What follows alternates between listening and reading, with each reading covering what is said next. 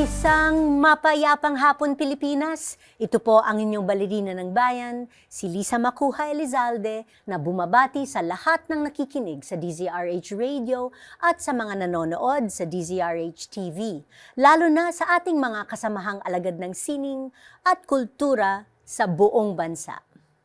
Ngayong buwan ng Mayo, ipinagdiriwang natin ang National Heritage Month, isang mahalagang paalala sa bawat Filipino na ang ating kasaysayan, sining at kultura ay dapat alagaan at ipagmalaki. Sa temang Preserving Legacies, Building Futures, Empowering Communities Through Heritage, binibigyang diin ngayong taon ang papel ng bawat komunidad sa pagpapanatili ng ating mga pamanang lahi. Pero sa dami ng ating cultural treasures, madalas naiiwan sa gilid ang aspeto ng pagkain. Ang mga sangkap na nagtataglay ng lasa ng mga alaala, ng mga kwento ng dagat at lupa, at ng malinamnam na pagkakakilanlan ng bawat rehiyon. Sa hapong ito, bilang pagkilala sa National Heritage Month, we will shine the spotlight on food heritage and how it carries the memory, identity, and wisdom passed down through countless generations. Kaya't huwag kayong aalis, samahan ninyo kami sa kalahating oras ng masaya at masarap na kwentuhan kasama ang food heritage documentarist na si John Sherwin Felix. Dito lamang sa Art to Art. Magbabalik po kami pagkatapos ng ilang paalala. Programang hatid ay sining at kulturang para sa lahat. Magbabalik ang Art to Art. Tinesting, sinuri, siniyasan. Ang resulta? Super effective ang Shield sa pagpatay ng bakterya at virus. Shield Antibacterial Soap. Believe ang mga eksperto sa Philippine Nurses Association. At si Mami. Tiwala ako sa Shield. Shield Antibacterial Soap. Napatunayang mabisa. Ang mga nurse, tiwala. ACS. Hello, Washi! Laundry day na naman! Yay! Anong meron? Mancha ng chocolate, putik, may libag pa. Kaya natin yan! With Pride Washing Machine Detergent, may triple stain-away formula. Tanggal ang makapit, madikit, at malupit na dumit mancha.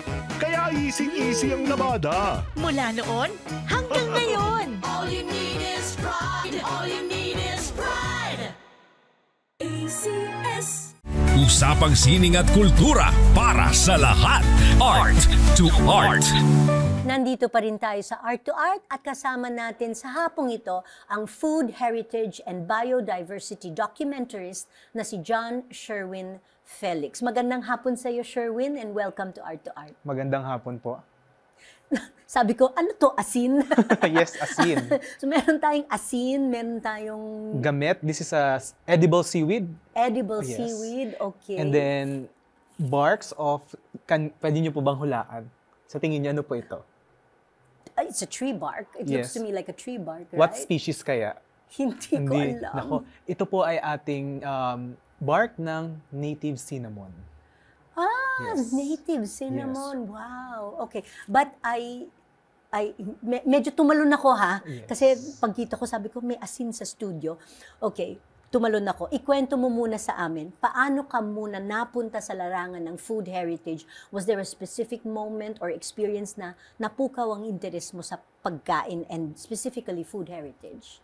I think yung love for food, parang makokonekta ko siya nung kabataan ko. Like sa bahay, sobrang galing magluto ng mama, ni papa, ng mga kapatid. Ako lang hindi magaling magluto, pero masarap akong kumain, magaling akong kumain. Okay. And lumaki ako sa isang household na we value ingredients, traditional ingredients by the way.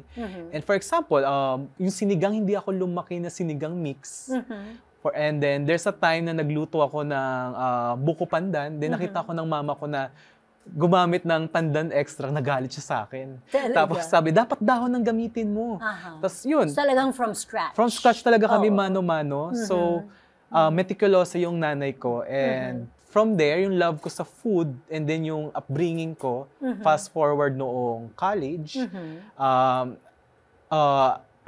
nagpa-participate ako sa mga social issues, especially about farmers' rights, fisher folk. And then fast forward ulit.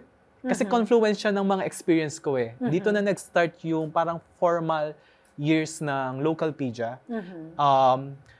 Pandemic, kung saan lahat tayo nakulong sa bahay. Tapos, we're trying to survive and looking for other stuff na pwede natin gawin. Sabi ko, dapat magaling din dapat ako magluto. Hindi lang sila mama or sa mga ate ko. And I started exploring sa hometown ko sa San Jose Occidental, Mindoro. Actually, Quezon City based ako because of pandemic. Balik ako sa Mindoro. I see. Then, nung nagluluto ako, sabi ko, parang there's something off na medyo na-bored ako ng konti. Sabi ko, meron pa tayo for sure na ingredients na feeling ko Pinoy na Pinoy. Then, I started asking my mom. I mean, I remember my mga first kong mga na-document na pumasok sa kamalayan ko is kalumpit. Kalumpit fruit is a native fruit kung saan yung Kalumpit Bulacan, doon pinangalan. In the Philippines, we have this habit of naming our towns from saints, from plants. Unfortunately, marami nang hindi may kilala sa kalumpit.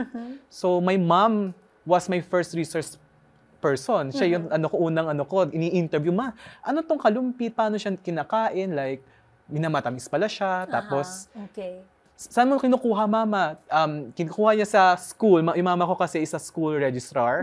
So, pupulutin niya yan kasi hindi pwedeng akyatin ng kalumpit. Sobrang tangkad niyang puno. Like, the only way to gather these fruits, either kunin mo on ground na bagong-bago ha, or magtatali ka ng net sa baba. So, those are the traditional practices.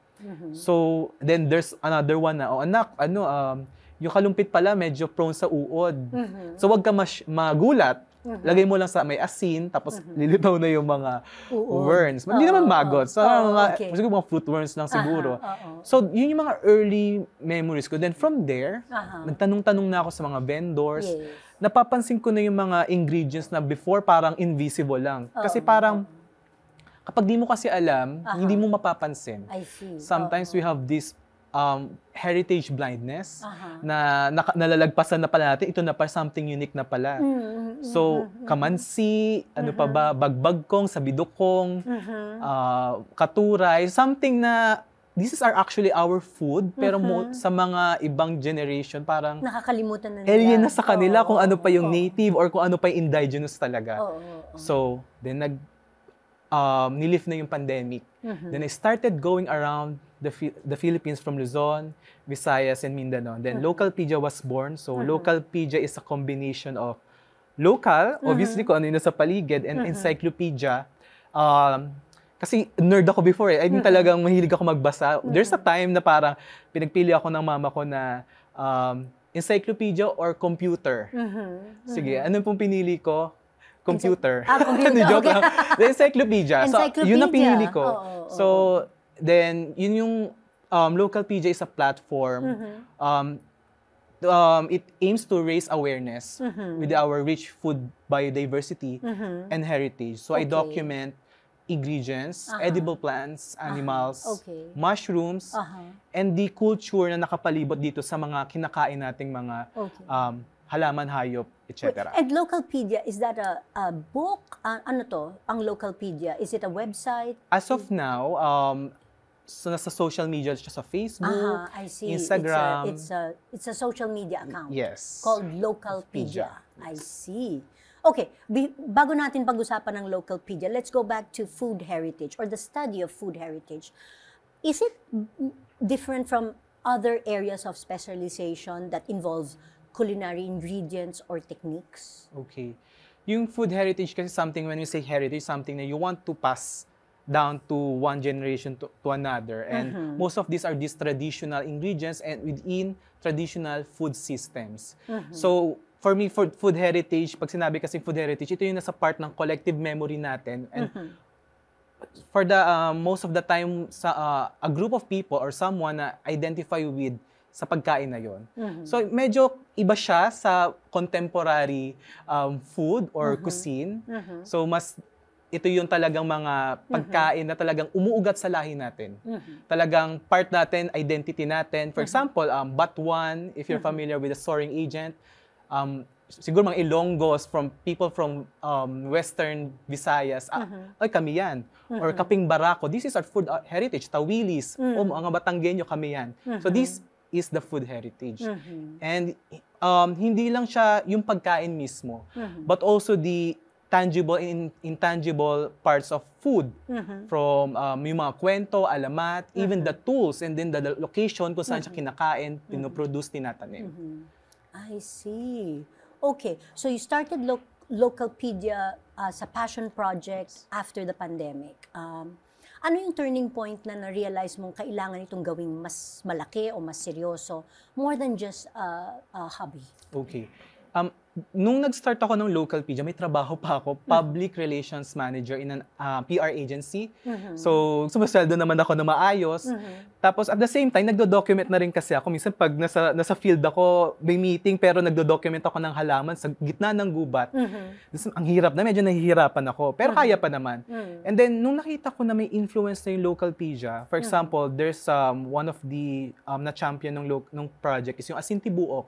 If familiar kayo, Asintibuok is a type of artisanal salt produced na napakahabang proseso. Interesting yung kanyang shape. Sabi nga nila parang dinosaur egg. Buo siya na salt. Tibuok means whole, buo. So ginagawa siya sa Albuquerque, Bohol. Tapos kinakain siya, dudurugin, isasawsaw sa kanin na may lard or oil. Itong type of salt na to, halos mawala na po sa hapagkainan. Kasi halos isang pamilya na lang that time ang gumagawa. Kasi walang bumibili. Ang haba-haba ng proseso, wala pong bumibili na, that time, 300 pesos isang gantong buo. So, sinulat ko yon with other ingredients. Tapos, parang na-amaze yung mga tao online. And nag-generate siya ng interest dun sa Asintibuok and other ingredients. And from there, biglang nag-message yung mga producers na, uy, dumami yung bumili sa amin. Dati, ilan lang na nabebenta nila sa isang taon, ilang piraso lang. Ngayon, sold out sila. So from that post, nabuhay ang isang industriya, na isang ingredient, isang sangkap, isang asin, na dati patay or mamamatay na, nabuhay ulit. Kailangan lang talaga ikwento. Isulat, picturean, i-share sa public. Yes. Lahat ng bagay may kwento, ano? Yes. Oo. Okay. So your documentation process involves a lot of legwork, travel, interviews, sourcing, even cooking the ingredients yourself, using them. So can you walk us through how you typically research and verify a new entry sa Localpedia? Pinaka-challenge kasi ng Localpedia before is maraming mga pagkain natin wala talagang nakasulat na written record. Our traditional culture ay oral. So mostly sa salita lang siya nabubuhay. So you need to talagang mag-immerse, makipag-usap, magtanong-tanong, be curious. So nagtatanong-tanong ako, or if sometimes may nasulat, may something unique na ay parang unfamiliar sa akin, isusulat ko siya, write it down, then tatanungin ko siya sa location kung saan siya kinakain or tinatanim, etc. So doon pa lang magsa-start, yung getting the leads pa lang yun. Yes. Kapag na-confirm ko na kung ay dito may kinakaing isang halaman na endangered, pupuntahan ko siya, hahanapin, magtatanong, kailangan i-photograph siya, lahat ng parte. Okay. Kasi I'm a journalist background ko, hindi naman biologist or antro or whatever. So, kailangan siya ma-document muna yung buong halaman para ma-identify mo siya pag uwi ng bahay. If-fact check mo siya, i-compare mo siya sa mga literature, you ask other expert. And then, that's one side. Okay. And then, the other side is you ask the locals. Ask their local knowledge. Ano lang yung memory nila? Ano po yung, paano siya niluluto? Tuwing kailan siya tinatanim, if tinatanim, hinuhuli ba siya? Ano yung earliest? Ganun mga usually mga tanong ko. And food is very personal. Ang daming masishare ng locals about this food. Minsan nga natutuwa sila, ang bata-bata mo, bakit ka nagtatanong about this? Parang sabi, pang matanda daw. Pero very interesting kasi siya. So, sinusulat ko, parang gumagawa ko na isang buong profile. Para ka lang nagsusulat na, sino ba tong, parang tao siya Sino siya, anong lasa niya. So, and then, hindi pa tapos, ang haba. So, pag nasulat ko na siya, then, kailangan ko siya matikman. Hindi pwedeng hindi ko siya matikman. Or hindi rin pwede na wala akong makausap na locals. It should be grounded, on a local knowledge. So parang pagbubungguin mo yung science, and then yung science din naman din yung kung ano meron sila. So then after that, I share it online. So nag-filter din ako, hindi naman lahat kasi kailangan i-share. So then I post it with photos, then location, its culture, then yun, online na. And people can read it on Facebook, Instagram, etc. Okay, alright.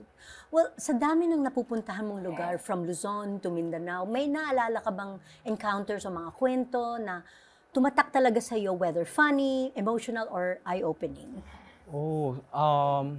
Saan muna tayo? Sad or na malungkot? Pero sige, sa malungkot na lang, una sa lahat, yung traveling makes me more grounded eh. Yeah. Doon ko nakikita yung reality ng yung food system natin, kung ano talagang estado ng ating mga artisans, fisher folk, farmers. For example, this is called budbud asin. This is an artisanal salt again. Ginagawa siya sa Antique, in also southern Iloilo.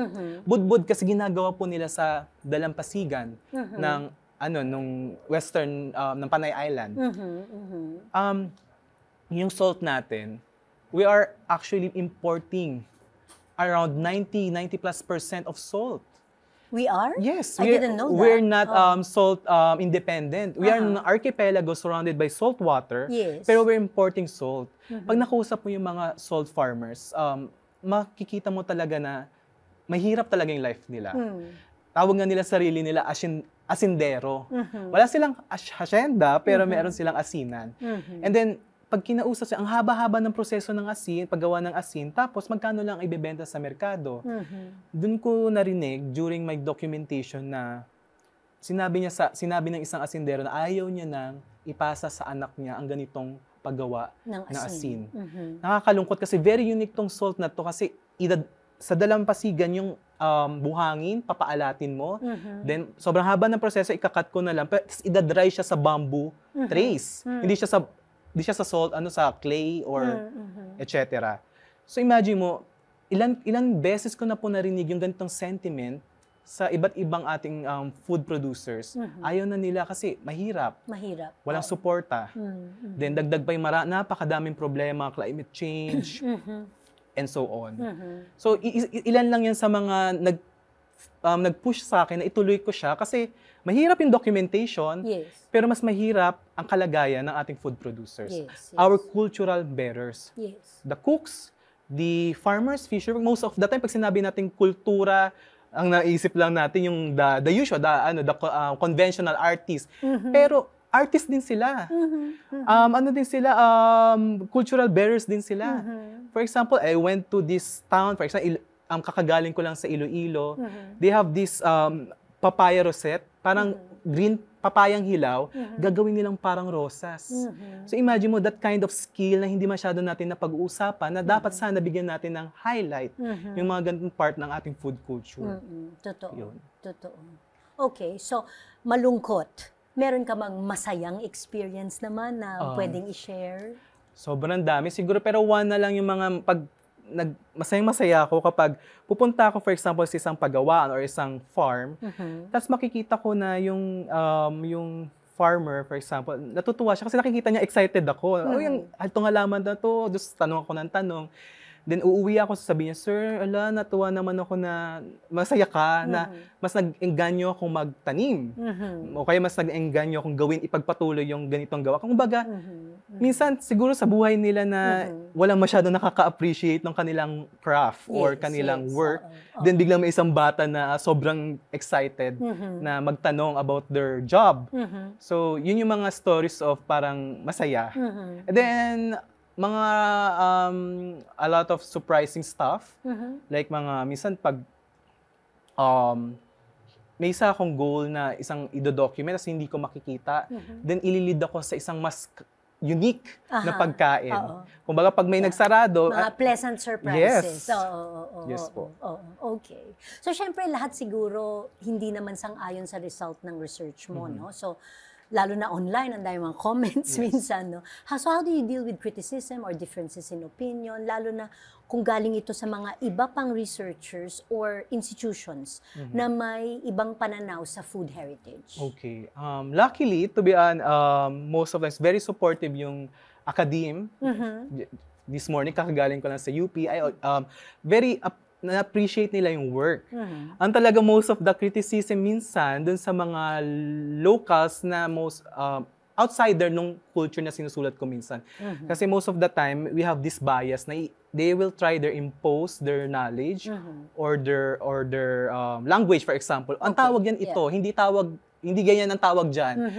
Yun ang problema minsan kasi na siguro dahil nga hindi pa ganun ka-wide yung information, medyo limited pa yung pananaw ng ibang tao. So, ang Pilipinas po, ilang probinsya tayo, 82 ata, and we have around 160 or 180 plus ethno-linguistic group.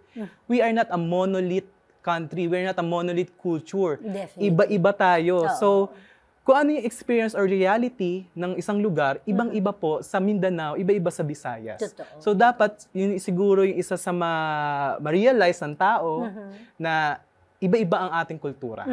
Okay, marami pa po tayong pag-uusapan kasama ang food heritage documentarist at founder ng Localpedia na si John Sherwin Felix. Dito pa rin sa Art to Art, magbabalik po kami pagkatapos na ilang paalala. Programang hatid ay sining at kulturang para sa lahat. Magbabalik ang Art to Art. Schedule ng mga inaabangang konsyerto. Update sa mga magagandang panoorin sa mga tanghalan at teatro. Narito na ang Art to Art Calendar. Narito ang ating arts calendar. Sa Sining Visual, nagbukas noong May 10 sa Angla Art Gallery sa Angono, Binangonan, Rizal, ang Hope in Bloom. Isa itong art and photo exhibit ng pinagsama-samang artist mula sa loob at labas ng Angono, kabilang ng ilang mga paring Heswita. Ang pagtatanghal na pinagtulungan ng Angla Art Gallery at Loyola Retreat House Spirituality and Arts Center Angono, kasama ang DSP-SC Commission for Cultural Heritage and the Arts, ay nagpapakita ng pag-asa at tagumpay sa bawat mga likha ng may kapal na siyang tema naman ng pagdiriwang ng Jubilee Year 2025 na Journey of Hope. Makikita ang exhibit hanggang May 31. Ang kikitain nito ay mapupunta sa patuloy na pagsasaayos ng Museo Clementino ng Pandiocesis na Dambana at Parokya ni San Clemente at ng iba pang mga gawain ng Cultural Heritage Commission ng naturang simbahan. Nagbukas ang exhibition ng Fernando Zobel, Order is Essential, sa Wu Guanzhong Gallery at Level 4 Gallery ng National Gallery Singapore noong May 9 kung saan patuloy itong makikita hanggang November 25. Tampok ang mahigit sa 200 obrang binubuo ng mga painting, drawing, print, photograph at archival material na nagpapakita ng artistic philosophy ni Zobel. Kabilang din ang 5 obra mula sa collection ng Cultural Center of the Philippines, 21st Century Art Museum o 21AM. Inihahandog ng Pottery Sessions, isang artistic community space ang kids summer camp nito. Magkakaroon ng 4 na batches na kanilang 4-day hand-building pottery workshop na isasagawa mula June 3 to 6, June 17 to 20, July 1 to 4, at July 15 to 18. Martes hanggang Biyernes, mula alas 10 ng umaga hanggang alas 12 ng tanghali sa 6057 R. Palma, Makati City. Maaari ring mag-enroll lang sa bawat klase. Para sa karagdagang detalye, mag-email sa potterysessions@gmail.com. Tinesting, sinuri, siniyasan. Ang resulta? Super effective ang Shield sa pagpatay ng bakterya at virus. Shield Antibacterial Soap. Believe ang mga eksperto sa Philippine Nurses Association. At si Mami. Tiwala ako sa Shield. Shield Antibacterial Soap. Napatunayang mabisa. Ang mga nurse, tiwala. ACS. Hello, Washi! Laundry day na naman! Yay! Anong meron? Mancha ng chocolate, putik, may libag pa! Kaya natin yan! With Pride Washing Machine Detergent, may triple stain-away formula. Tanggal ang makapit, madikit, at malupit na dumit-mancha. Kaya easy-easy ang labada. Mula noon hanggang ngayon! All you need is pride. All you need is pride. ACS. Usapang sining at kultura para sa lahat. Art to Art. Andito pa rin tayo sa Art to Art at kasama pa rin natin sa pagdiriwang ng National Heritage Month ang food heritage documentarist na si John Sherwin Felix. Running a one-man archival project sounds exhausting. Yes. Saan ka humuhugot ng resources, both emotional and financial? Lalo na yung financial. May support ka ba from institutions or is this mostly self-funded? Personal lang, most generally. Talagang pera ko lang talaga. Tapos, kasi nung nag-work ako sa PR, may mga naipon naman ako. So, ginamit ko siya. Like, alam ko hindi naman babalik sa akin na times 10 in terms of money. Pero yung impact kasi, yun yung joy ko. Yung makita ko na may change siyang nadulot sa culture natin. Pero minsan, from time to time, may maraming nakaka-appreciate ng work ko. So, magsisend sila ng some help, discreetly. So, ganun po yung, kaya nabubuhay pa yung Localpedia as of now. And obviously, you're very passionate about it. Yes. Sherwin, you've said in an interview before na ang karugtong ng pagkain, ang kultura. In your view, gaano kahalaga ang pagkain sa pag-unawa natin sa ating national identity? Yung food kasi, hindi lang siya sustenance. Talagang part siya ng, vessel ng kasaysayan, panlasa, and part siya ng ating identity. So yung mga pagkain and also ingredients, kapag nawala siya, part ng identity natin, wala na din. Kaya mahirap, hindi natin pwedeng hayaang mawala tong mga pagkain na to. I think when we stop eating it, pag tumigil tayong lutuin, itanim, isa doom for our food heritage. So, and also I want to emphasize the food biodiversity. So yung food biodiversity is the diversity of our edible flora, fauna, and funga. So, karugtong siya ng ating kultura. Ang pagkain kasi, hindi magkahiwalay ang kalikasan at kultura. When you destroy nature, you'd also destroy culture. Kasi yung pagkain natin saan natin kinukuha sa halaman, sa hayop. We have this once intimate relationship with our environment. Pero because of various reasons, unti-unti na nasisira yung relationship natin sa kalikasan and sa pagkain. For example, we have this monocropping which destroys our food biodiversity. And there's climate change. For example, sa salt pa lang, hirap na gumawa yung mga nag-aasin kasi pabago-bago ang panahon. So, yun yung important tong pagkain. Kadugtong siya ng identity, ng environment. So, yun po. Okay. So, bukod sa pagkain na nandito, ang seaweed, ang cinnamon bark, at ang asin, meron ka ding dalang mga libro. Yes. So, ito, postre ng mga Karanon of the province of Samar. So, Yes, Samar. ano itong mga libro na dala mo dito? Ito, konti pa lang to. Kasi tuwing nagta-travel ako sa isang probinsya, may mga nag-aabang na, papunta dito si Localpedia, si John Sharon Felix. Tapos, mga regalo to ng mga ng mismong mga gumawa ng libro, ng LGU.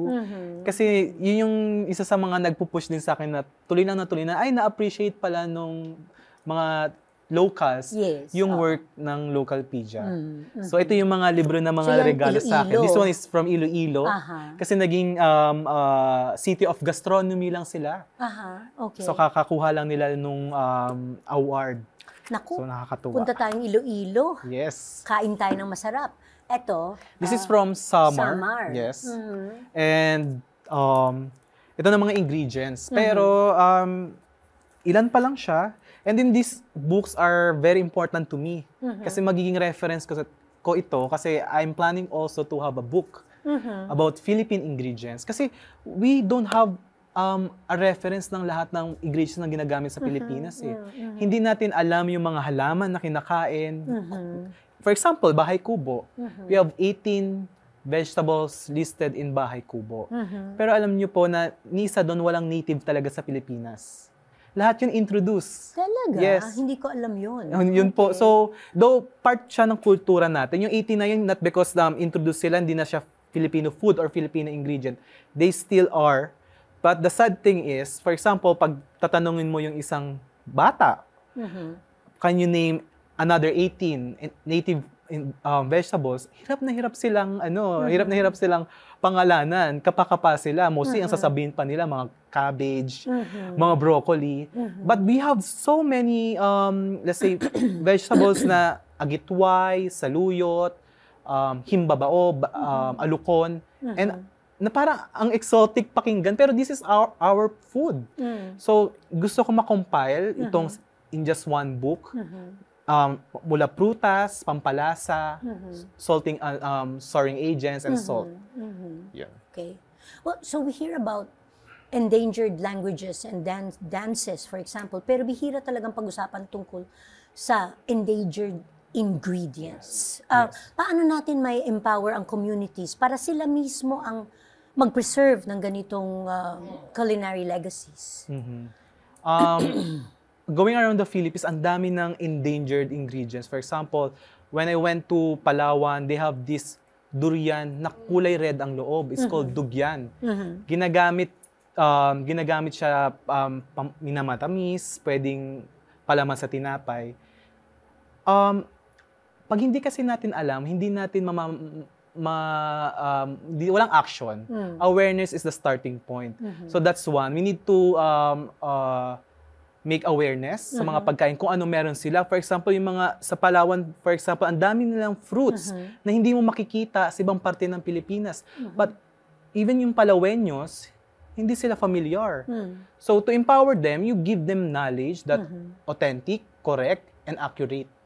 So that's one. And another thing is, ipakita mo yung hindi lang yung food, hindi lang yung lasa, but yung cultural, yung mga ibang other aspect ng pagkain.